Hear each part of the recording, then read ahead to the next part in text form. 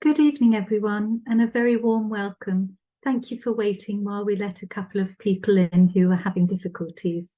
I'm Sarah McDougall, Director of Ben-Uri and Curator of the current exhibition Sheer Verve, the Women's International Art Club, 1898 to 1978. And this evening's event is part of our accompanying programme of related talks. Before we begin, the usual housekeeping note, just to remind you the event is being recorded, so please keep your cameras and volume off throughout the speakers' presentations to lessen any possible interference. The chat function will be open throughout, so please do type your questions into the thread for our lively Q&A at the end.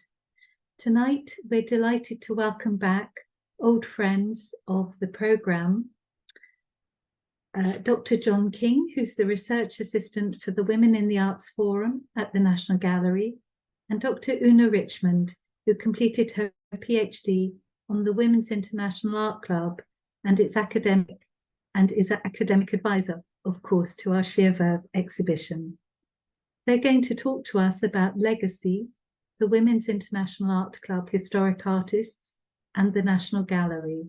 And John is going to begin with Una taking over, and then we will join up for the Q&A at the end.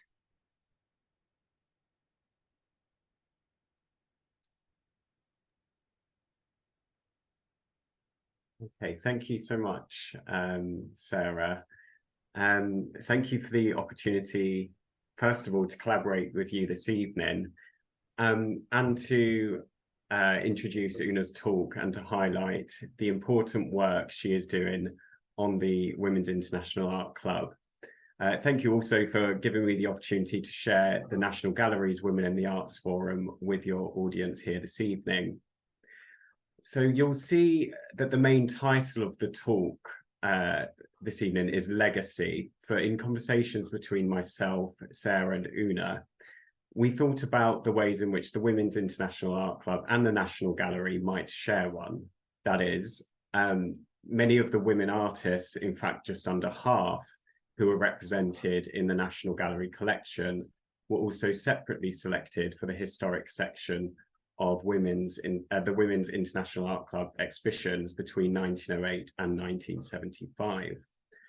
From this shared legacy, we might identify women artists who were being canonized in Britain from the 19th through to the 20th century.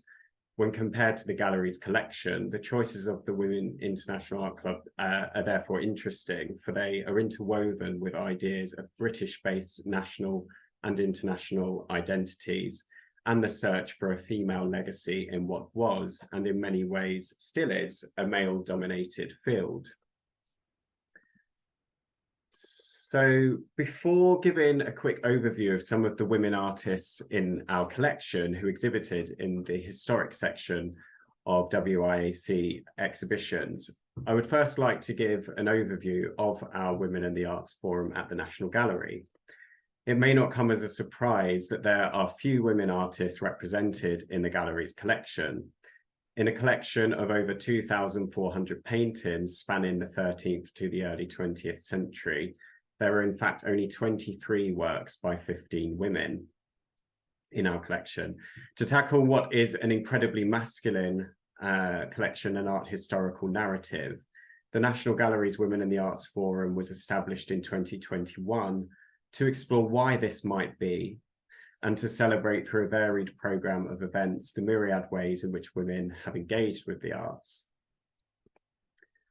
Given that women's roles and contributions were previously invisible or overlooked, at this exciting and much needed juncture, the forum asked several questions. For instance, historically, what is the critical significance, benefits, and limitations of the term woman artist?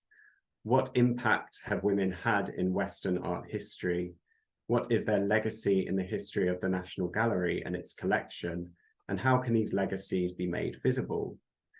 So these overarching questions sit at the heart of the forum's project, explored through an ongoing programme and related research activities, as you can see here. We encourage you to take a look at our website, perhaps after the talk this evening, to see in more depth our aims and objectives, as well as our annual programme of events, which include a conference and lecture, both of which work towards widening the art historical narrative in and around the gallery. The core aim is to present a more complete historical narrative by considering women, addressing them within the composite frameworks of race, sexuality, religion, and class. Here you will also find out how to join a growing network of researchers, academics, and other professionals who work in museums, other arts-based institutions, or who have an interest in the topic more generally. The forum explores the representation of women in the collection, the artists, the patrons, and the women who inspired our paintings. We also examine the social and cultural environment to understand what it took to succeed as a female artist in times when opportunities for women were so few.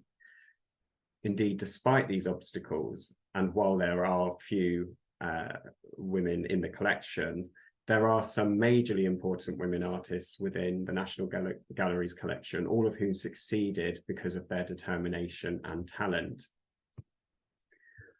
One such artist is Rosa Bonheur, whose work, as you will learn in Una's talk, was exhibited several times in the International Historic section of the Women's International Art Club during the 20th century. A painter of animalia, Rosa Bonheur has been described by Whitney Chadwick as, quote, the most admired woman painter of the 19th century, unquote.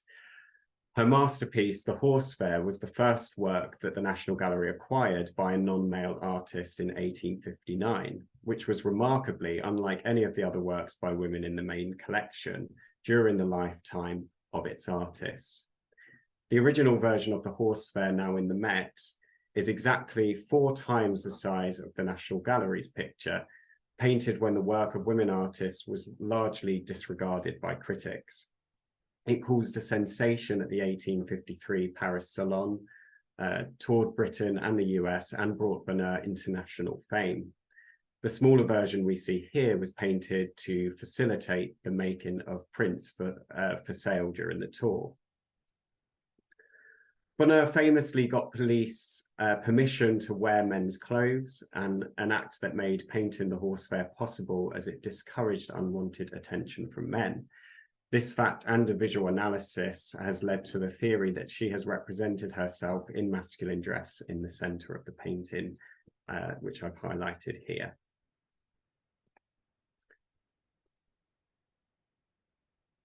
In contrast to Bonheur's more masculine portrayal of herself and the world, however, we have Elizabeth Louise Vigée-Lebrun, whose famous self-portrait in a straw hat, an altered signed copy from an original made by the artist. A small example of her work was exhibited in the Women's International Art Club, albeit only once in 1910. Vigée-Lebrun was one of the most successful society portraitists of her age and one of the only 4 French women admitted to the Royal Academy of Painting and Sculpture in Paris during the 18th century. The pose of this painting is deliberately modelled on Rubens' portrait of Susanna London, also in the National Gallery's collection, which was formerly but incorrectly titled The Straw Hat. Vigée-Lebrun offers us a highly calculated image in which she explicitly and facetiously associates herself with an old master and his sitter, this time donning an actual straw hat, looking at us directly with an open expression as she holds the tools of her profession. So we see a palette and brushes. She presents herself as an elegant society lady and as an accomplished professional artist. Yet she also has untidy hair, of which one salon critic remarked, quote, "She appears to have the taste of great artists. Concern for her appearance does not play a great role with her," unquote. By posing outdoors and not, for example, in a studio, she replicates the contrasting light effects in Rubens' portrait by combining ordinary daylight with direct sunlight. There is also the Impressionist Bert Morisot in our collection, whose painting Summer's Day was bequeathed to the National Gallery in 1917. By this point, the artist had been deceased for 22 years. The painting exemplifies Morisot's distinctive zigzag brush strokes and point towards what some critics, including Degas, described as the vaporose or misty or steamy quality of her works. Like Bonheur, Morisot was also popular in the Women's International Art Club exhibitions of the 20th century, shown in the International Historic section 4 times. Another bequest in our collection to quickly mention is Judith Leicester's A Boy and Girl with a Cat and an Eel, acquired in 1943, over 3 decades since she had been included in the International Historic section of the WIAC exhibition of 1911. And finally, an artist in our collection who exhibited with the WIAC in 1961, though this time not in the historic section, was Paula Rego. Paula Rego created Crivelli's Garden, a 5-paneled painting during her time as an associate artist at the National Gallery between 1990 and 1992. Her work took its inspiration piece by the 15th century Italian artist Carlo Crivelli, 1490, to tell the story of women from biblical history and folklore based on paintings in the collection and stories from the Golden Legend. Figures including the Virgin Mary, Saint Catherine, Mary Magdalene, and Delilah find themselves in the maze of Crivelli's reimagined garden, surrounded by Portuguese blue and white tiled walls. The depictions of these courageous and strong women were based on the people that Rego knew, including friends, family, and members of the National Gallery staff at the time. In this context, it is pertinent to mention that Rego originally turned down the offer to be an associate artist, as she claimed the collection was far too masculine and that she therefore did not want to engage with it in this way.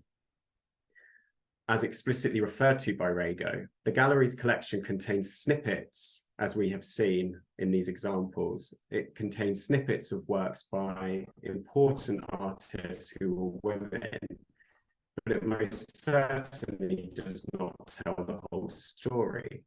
As many women were written out of art history, particularly in the 19th and 20th centuries, this was reflected in the collecting practices of galleries.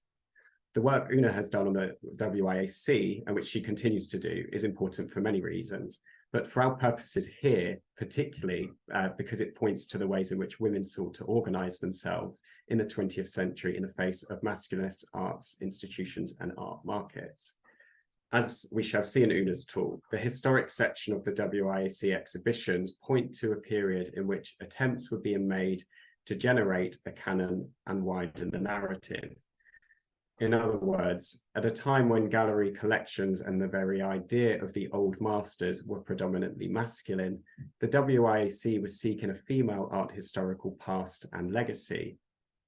I'm excited to hear about these legacies, including women artists who are in the National Gallery collection, but also the other women artists that the club sought to champion. So over to you, Una.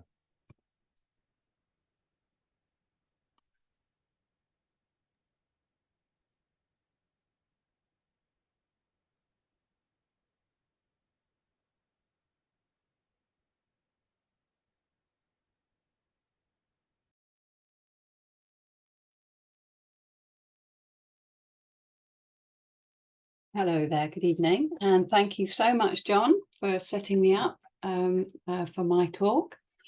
And I'm going to start with this catalogue cover. Over 2,600 artists showed with the Women's International Art Club in their annual exhibitions from 1900 to 1978. And similar to their international section, the historic section showcased works by celebrated female artists from the past, alongside their own work in 10 of its annual exhibitions.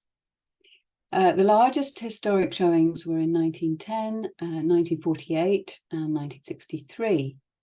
And the 1948 exhibition was held at the RBA Galleries in London.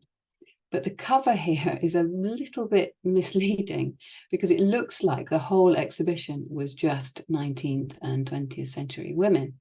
But in fact, it was there were 400 exhibits and there were 37 works by 15 artists from the past, and the rest were members of the club. The historic section appears to be well received by critics, and I'll talk a bit more about that later. But it also helped to validate the club and strengthen their reputation in a way. Again, I'll talk a little bit more about that later. The image on the right is just a small extract from the inside of this catalogue. And as you can see, there was a Gwen John lent by the Leicester Galleries, two Kate Kolwitz works from a private lender, and note the misprint in the Kolwitz name, and a series of Beatrix Potter works on loan from the Tate. And note as well that the Gwen John was for sale, and again, I'll talk a little bit more about that later. So just a few statistics for you. Around 132 historic works were shown by 42 artists, 57% of them British, 43% of them international, so a really good international representation. In the post-Second World War period, many of the historic artists had previously been members of the club or exhibited with them. So as John so succinctly described it to me the other day, the historic works later on in the century actually became modernist works. For example, a painting by Vanessa Bell was shown in the historic section in 1963, only 2 years after she died. If you look on the right, the lenders came from three types of lender: commercial galleries, public galleries, and by far the largest group were the private lenders. Public galleries included the Royal Academy, the Tate, and the Fitzwilliam. Commercial gallery lenders included the Hanover and the Leicester Galleries. But over half the private lenders were women, which suggests that maybe the members of the Women's International not only made use of their contacts in London, the London institutions, but also used their personal contacts to source some of the exhibits. And I will talk about some of them in a second. The number of private lenders also meant that many of the historic works had seldom been seen in public. Some of the works did subsequently go to public collections, but many remain in private hands. Few records of loans to the club survive, and often we only have the exhibition catalogues to go by, and there's not much, they don't hold much detail. Also, there are very few installation photographs of the club's exhibitions, none before the mid-1950s that I've found anyway. So it's also difficult to identify some of the works, as you'll see, because of things like misprints in the catalogue and works having multiple names. And this takes me on to this work by Judith Leister called The Proposition. And this kind of demonstrates the difficulties in identifying some of the historic works shown at the club, especially if titles of works are translated. For example, in The Hague, this is called Man Offering Money to a Young Woman. But the work has also had several other titles in the past. It's been called The Rejected Offer, The Seamstress, and The Tempting Offer. As John said, 2 Leister works were shown at the Women's International in 1911, and one was called Temptation, which sounds very similar to The Tempting Offer, but it's also far enough removed not to prove anything. Temptation is mentioned, though, in a Daily Telegraph review of the exhibition, and describing it as a conversation gallant, which often refers to interactions between couples, as you can see in the detail of a Lancret work called conversation gallant. So the work Temptation could be a similar work to this one here, but it's unlikely to be this one because of its provenance. The two Leicester works were on loan from the collection of an American billionaire and socialite, James J. Van Allen. And the provenance of this work shows that it was purchased in 1892 by a collection in Germany. Moving on to Rosa Bonheur. And as John said, a total of 6 works by her were shown by the club in their historic section. A work called Study of a Dappled Horse was shown in 1908. And originally, I thought it must be a pencil or a chalk study. But the work shown at the club was described in a review of the exhibition as a sketch in oils of an old white horse, which sounds very, very similar to this work. But again, it's unclear if it was this one. But we do know the lender. She was American artist Anna Krumke, who wasn't only Bonheur's biographer and portraitist, but also her life partner. And as discussed in previous talks by me and Lucy Howarth, the club appears to have been an inclusive space for queer and lesbian artists. There were a number of same-sex couples in the Women's International Art Club throughout its history. And I think Ethel Walker, the club's president from 1931 to 1950, also fostered an environment of inclusivity. And I'll say a bit more about Walker later. Staying with the work of Bonheur, in 1913, this work, The King Watches, was shown in the historic section. And it's another example of her interest in animal painting and her realist style. And most of the works in the historic section were not offered for sale, especially the ones from public institutions. But 33 of the works were, the ones that were lent by private collectors or the commercial galleries.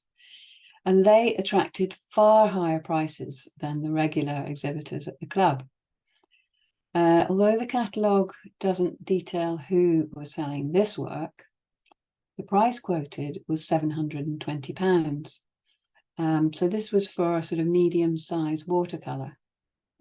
And I put the price into an inflation calculator online, and it said it would be about £100,000 now. But to put that into perspective, the average price for a painting at the club's exhibition that year was around £14, equivalent to about £2,000 now. So a fraction of the Bonheur asking price. Sadly, none of the club's sales records survive, so we don't even know if it was sold at the exhibition. But in comparison to this price, a George Romney painting was sold at a Christie's auction in the same year for over £40,000, which equivalent to about £5.5 million now.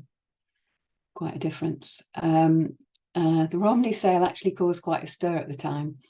A press report commented on the number of millionaires willing to possess fine art, whatever the cost. It seems not much has changed since 1913. And although the gender sales gap in works of art is slowly closing, it's still a very, very similar story today. Moving on to Vigée Lebrun, another artist in the National Gallery collection, whose work was shown in the historic section in 1910, and this is the catalogue entry. It was what they showed was a miniature of an ivory snuff box called Portrait of a Cousin of Madame Lebrun. But I haven't yet been able to find any references to it at all. So I think more research is needed.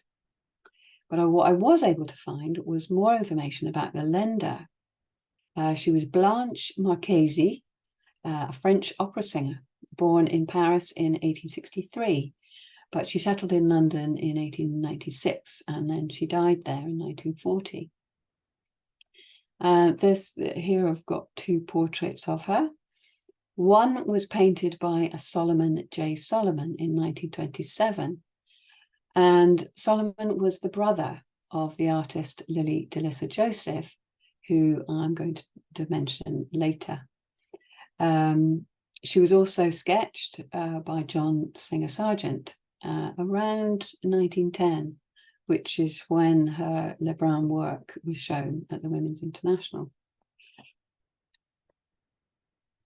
Moving on to painters Angelica Kaufmann and Mary Moser, who were founding members of the Royal Academy in 1768.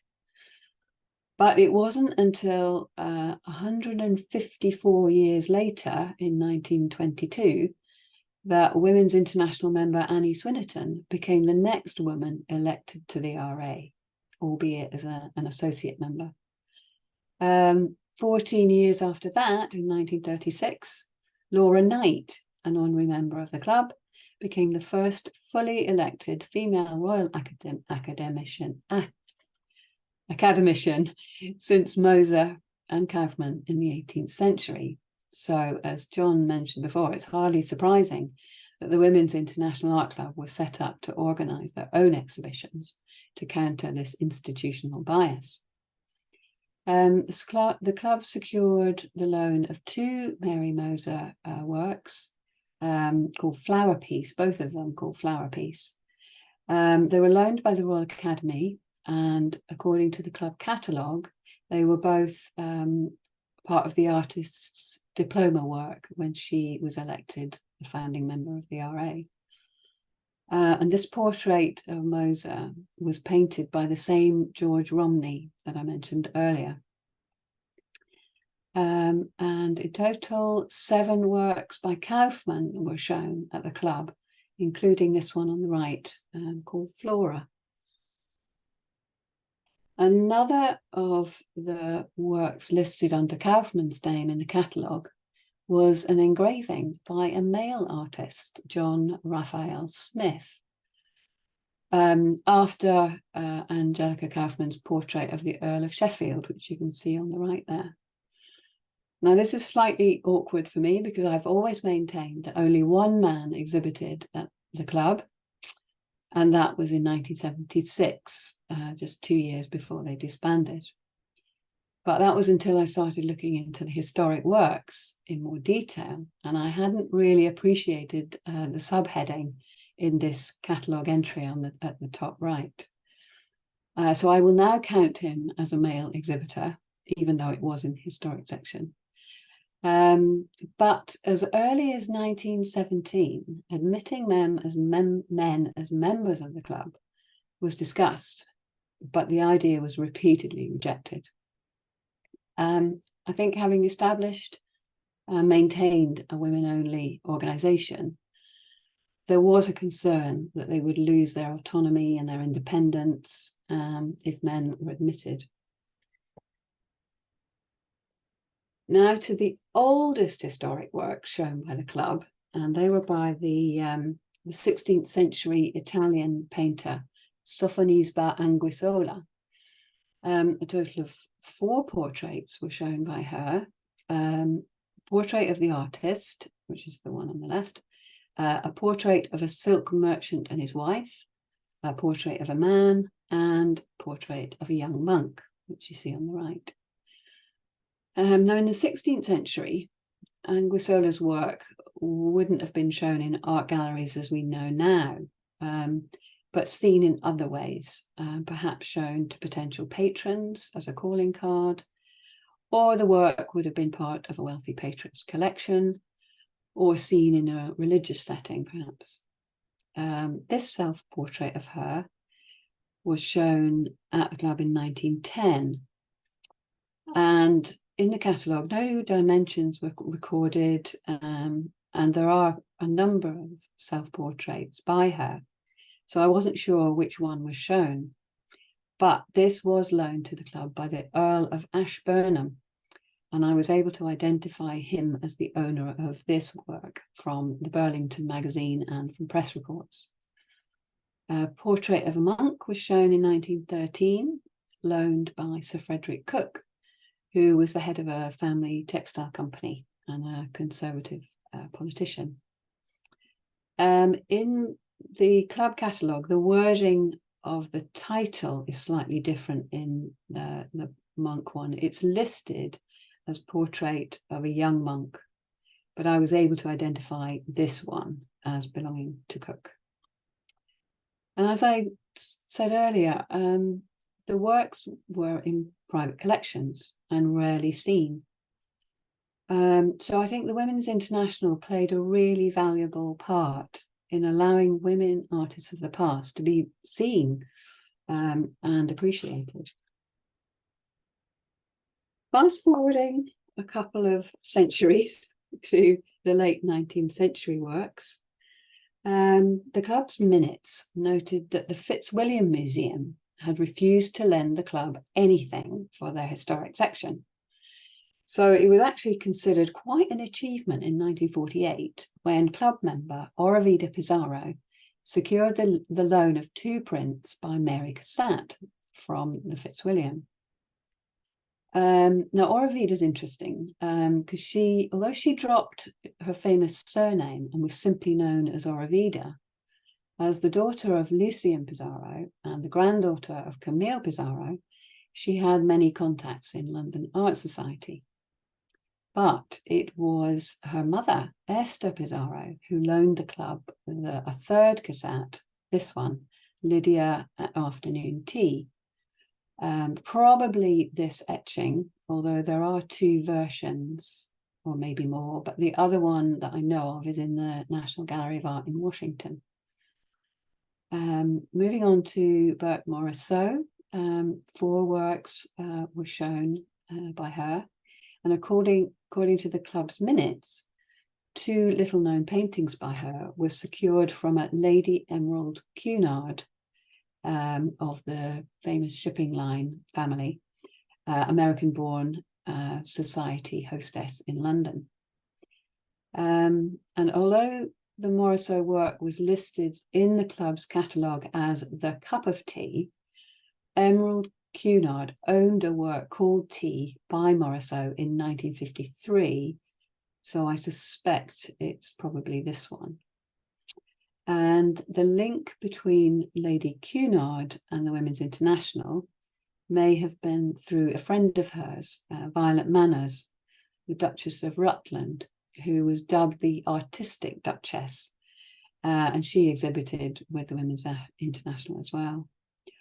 Or the connection may have been through Sheila MacDonald, a writer, a political hostess, and daughter of the former British Prime Minister, Ramsay MacDonald. And she was tasked with securing loans for the 1948 exhibition, so the connection may be through her. But the subject matter in these 2 works interests me. They're very similar. And both artists were known for capturing women in private spaces, showing them in sort of relatively informal settings and in looking unguarded and not designed for the usual male gaze. In contrast, the male artists in their impressionist circle could freely paint in Paris bars and public spaces. And although Morisot and Cassatt could venture out and painted outside, they were expected to have a chaperone at all times, which limited their freedom. And I can't help but think about the woman in the Morisot is outside. She looks like she's outside, but there are iron railings which look just a little bit like a prison. Now,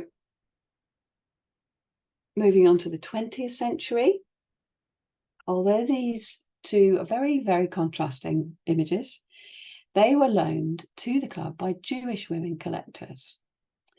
Former chair of the Ben-Uri, Ethel Solomon, lent a number of works to the club. This work by Lily Delissa Joseph is called Tea Time Birchington. Now, Birchington is in Kent, where the artist and her architect husband had a summer house. A work by Joseph called Lunchtime Birchington was shown at the club in 1963. Perhaps it's the same one, but the table kind of looks like it's set for tea rather than lunch, so there's probably two versions. Joseph was a well-known committed suffragette, and thanks to our host Sarah for her insight into this work, and the large painting depicted on the left-hand wall, which she thinks might be a lost work of suffragettes marching. So, yeah. Now, moving on to Colvitts. Two Colvitts works were shown in 1948, one called Death, Mother and Child, possibly this one. But I think the lender, Miss G. Ring, might be Greta Ring, a German Jewish emigre, art historian and gallerist, who came to London in 1938. And a biography of Greta Ring appears in Buru, the online Ben-Uri research unit. I think both loans reflect the number of Jewish emigres who either showed with the club or who were involved with it, particularly before, during and after the Second World War. For example, the gallerist Erika Brausen, who fled Germany in the early 30s, was on the Women's International Advisory Committee in the 1960s. And she loaned two works by a previous member of the club, Marlowe Moss, for the 1963 exhibition. Now, Tirzah Garwood, very much a forgotten artist, but thanks to a recent book by Lotta Crawford, a lot more is known about her now. One of her works appears in the Sheer Verve exhibition, actually, but Garwood didn't really exhibit widely in her lifetime because, as was often the case with women artists, her promising career was eclipsed by her first husband, the painter Eric Revilius. When he died in 1942, she rekindled her art practice through painting and wood engraving and designing marble papers.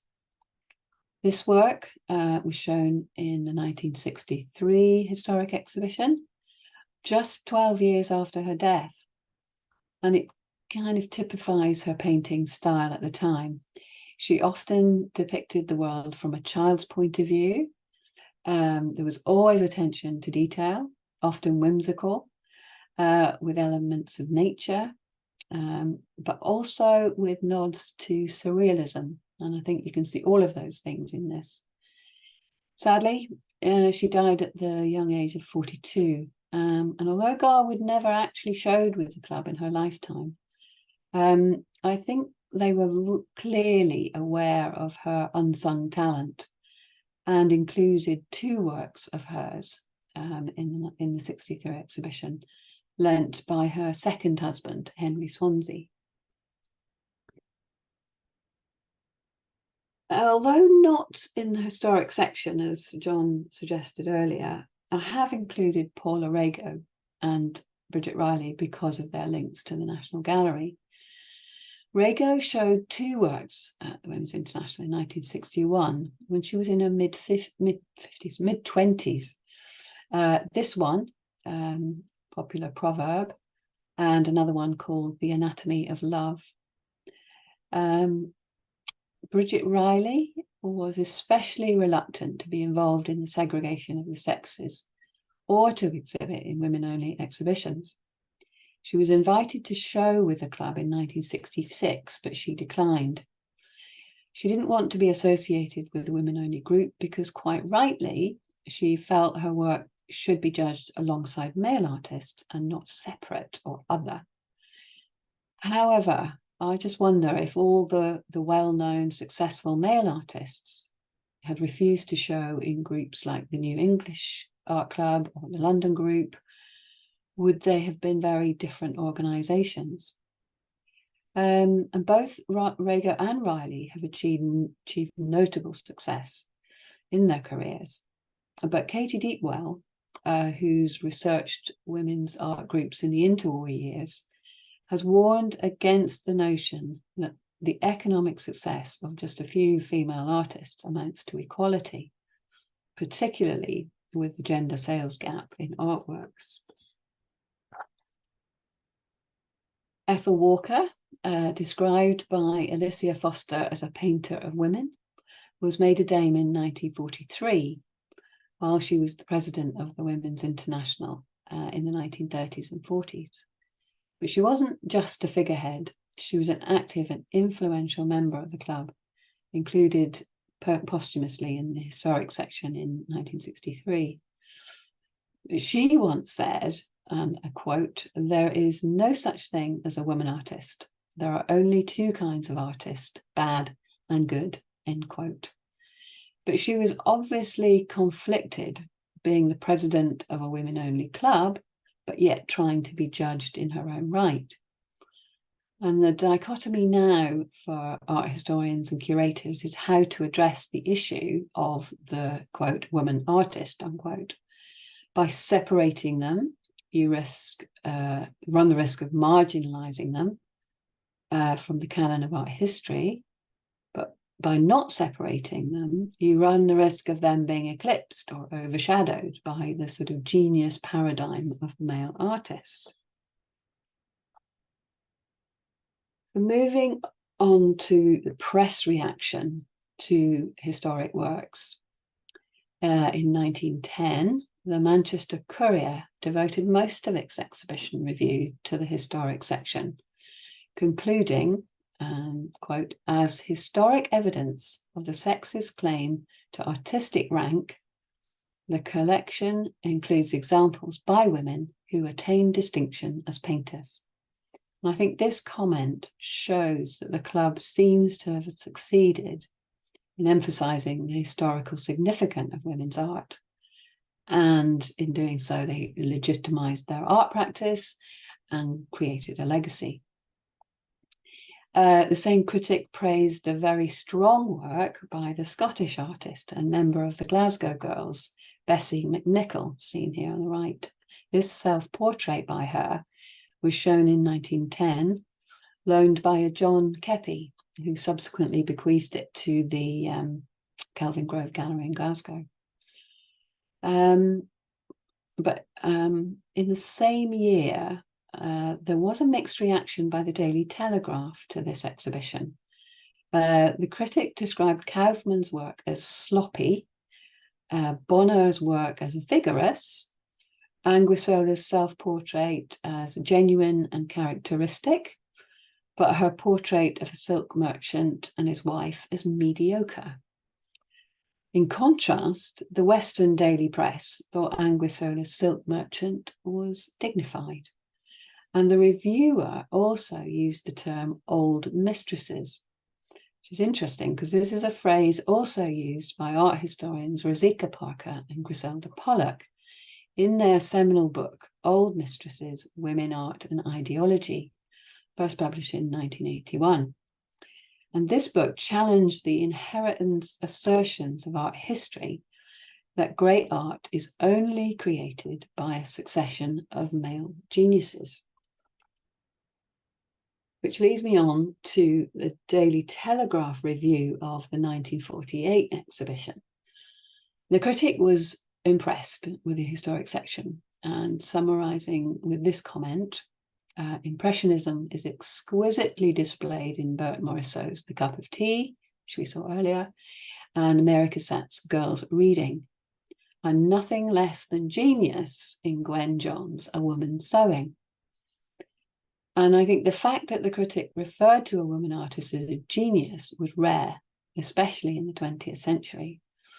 Recent research by Paris Spies-Gantz has found that women artists in the 18th century were prolific exhibitors in London and Paris. They sold their work for comparable prices and were referred to as geniuses.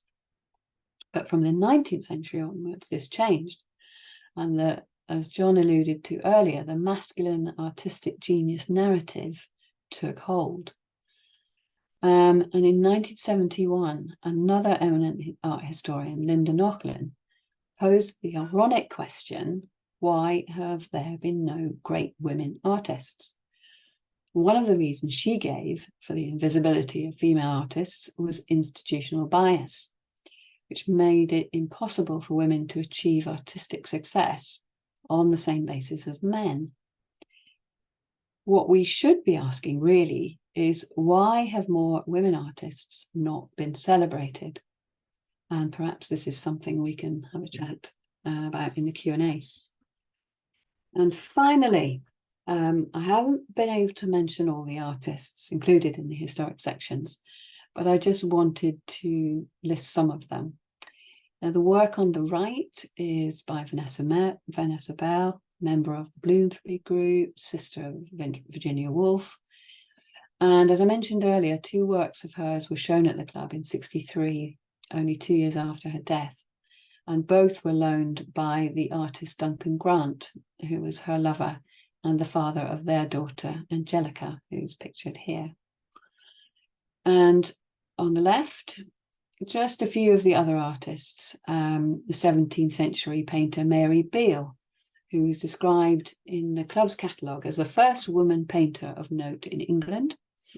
18th century artist Mary Knowles, whose embroidered self-portrait was shown in 1948. Elizabeth Thompson, Lady Butler, well known for being a painter of scenes from the military campaigns in the Crimea and the Napoleonic Wars. French painters, Marie Laurencin and Suzanne Valadon. Illustrators of children's books, Kate Greenaway and Beatrix Potter. Work by the Polish artist Teresa Zarnauer was shown in '63, and this was the first time her work had been seen in England. And finally, the German expressionists Paula Murchison-Becker and Gabriele Munter, who were both included in the Making Modernism exhibition at the Royal Academy earlier this year. And in the Making Modernism catalogue, it was acknowledged that the Royal Academy has in the past overlooked women artists. And so I think there's still quite a lot of work still to be done to highlight those artists, artists who just happen to be women. And thank you very much.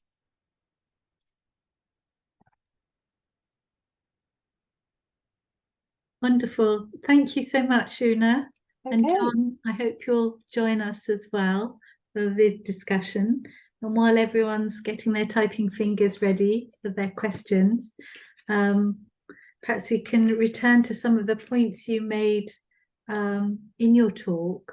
One thing that I wondered was who actually proposed the historic section in the first place. Was there someone particularly advocating for that at committee meetings? And do we know? No, and I have looked, although there are no minutes of meetings before 1912 in the archives.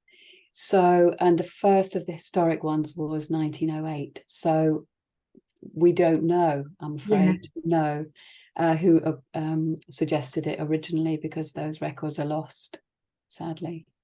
And you made that point about how whatever their original motivation for showing them, they really did succeed in, convincing perhaps some of the more skeptical critics, both of the worth of these historic works, and that presumably then bolstered the reputation of the club itself as well. Yes, I think it did. I mean, in every one of their reviews, there was, the odd snidey comment. Well, not in every single one, but the odd, like the Kaufman was described as, Yeah, sloppy. extraordinary. I know, extraordinary.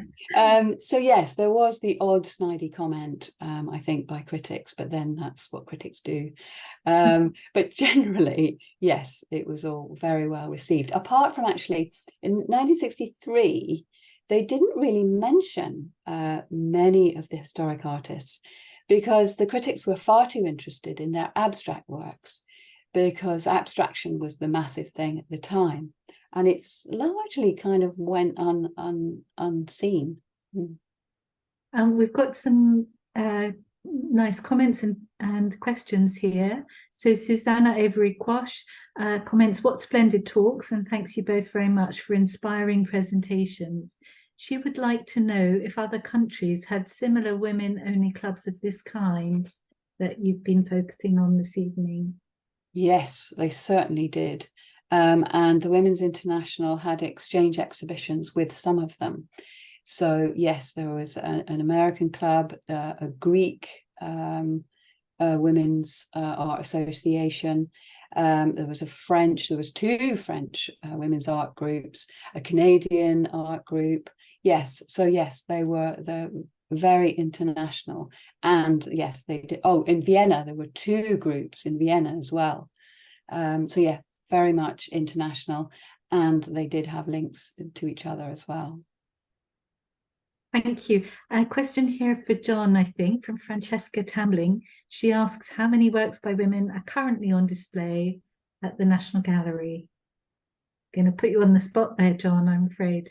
You're muted as well. So it is putting you on the spot to the extent that that figure always changes based on loan-in practices, and also the fact that we're having our renovations done means that most of the art is actually missing from the walls. So I don't know the exact figure. I would say last I heard it was at 6. It was at I think there were 6. I think that was about what was that, a quarter of what you mentioned, or your statistics at the beginning. Yes, works, but there were 23 works in our collection, although not all of those are within the main collection.